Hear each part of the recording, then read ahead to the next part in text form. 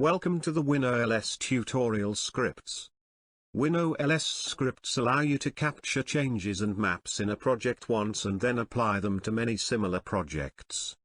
Scripts are basically just a set of automatically generated search and replace instructions.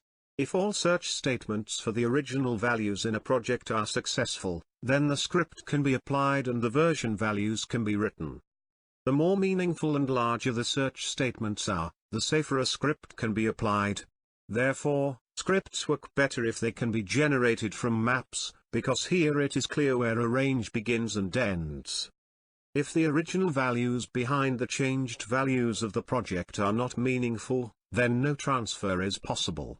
In this case, WinOLS can enlarge the search range until meaningful values are found in the original. Usually scripts are generated from the entire hex dump and used again in the same way.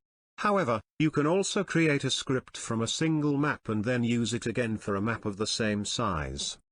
You can also create scripts so that they do not search for hex dump values, but look for the IDs or names of maps that already exist in the target project. In order to increase the speed of the search phase, you can keep the possible offset or tolerance low or not use it at all or search for project properties. If a script cannot be applied, then you will also find the line in the table that caused this.